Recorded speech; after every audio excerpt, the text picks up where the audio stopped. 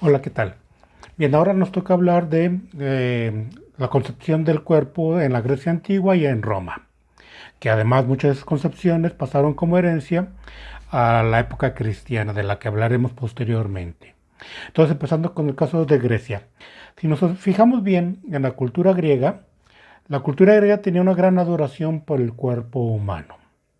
Sin embargo, hay que hacer algunas aclaraciones. El cuerpo humano, que se consideraba bello, era fundamentalmente el cuerpo de los hombres, no el de las mujeres. El cuerpo femenino estaba en segundo plano. El cuerpo masculino estaba en primer plano, tenía mayor importancia como objeto estético de contemplación.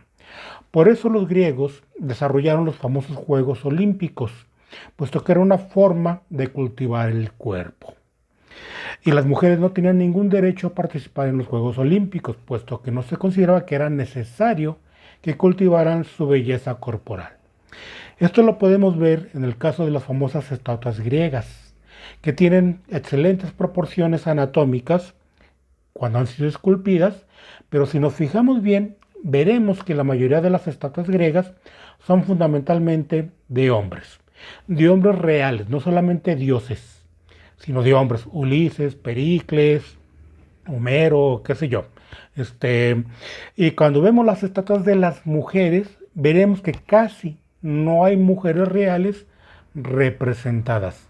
Lo que hay son estatuas de diosas, es decir, de objetos ideales, no de objetos reales.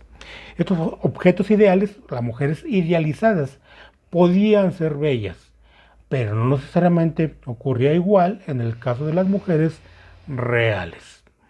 Además había una concepción también de clase social.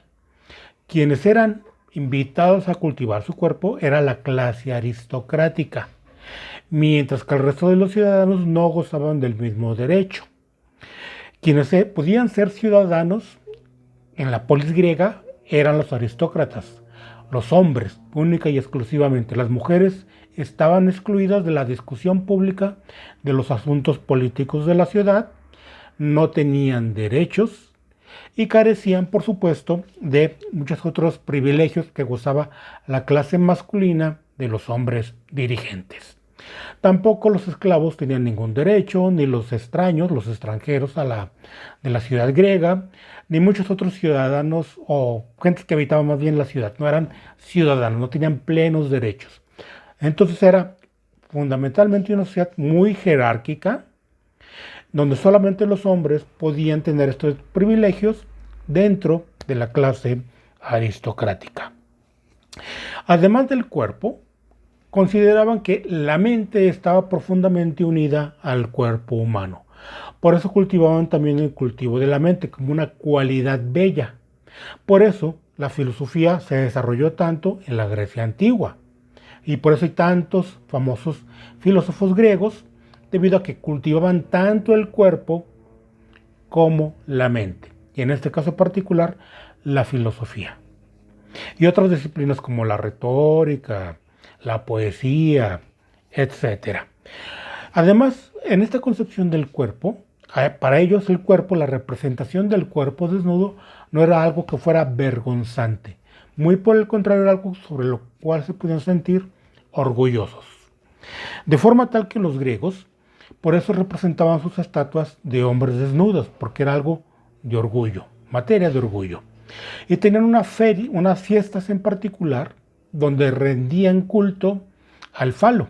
Eran las famosas faloforias, donde en estas fiestas se le rendían honores a los falos masculinos.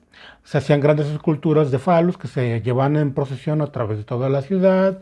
Había juegos en honor al falo, había orgías en honor a los falos, y había muchas otras representaciones pictóricas donde ensalzaban el valor del falo porque era no solamente un símbolo de masculinidad, sino también de potencia erótica, de belleza carnal, etcétera. Algo que es imposible pensar en los días contemporáneos, puesto que los valores y nuestras representaciones del cuerpo humano han cambiado de significado. Hoy sería impensable hacer fiestas en honor al falo con procesiones públicas a través de toda la ciudad.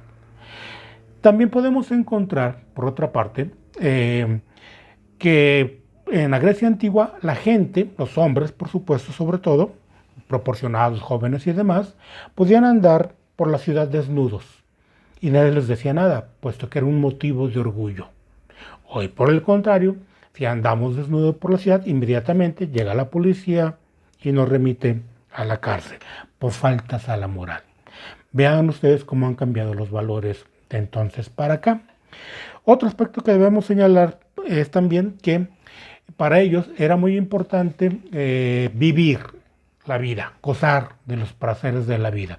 Incluso se desarrolló una escuela filosófica llamada hedonismo, que era una filosofía originalmente, de la cual nos queda prácticamente solamente la palabra, que era una filosofía que propugnaba gozar de los placeres de la vida, con todo un sentido ético, moral, estético y demás.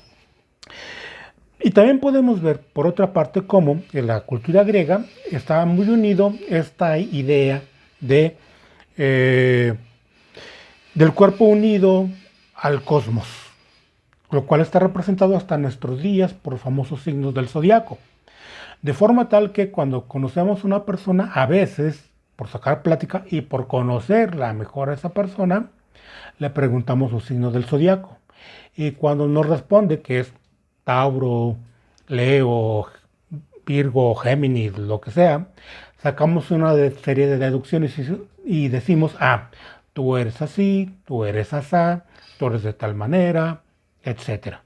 Porque con los antiguos griegos, que es donde nacen los zodiacos tal como los conocemos en la actualidad, existía esta cosmovisión de que el cuerpo estaba unido al cosmos, a los dioses, etc. Y que ellos incidían entonces en nuestra personalidad, en nuestros deseos, formas de ser y demás.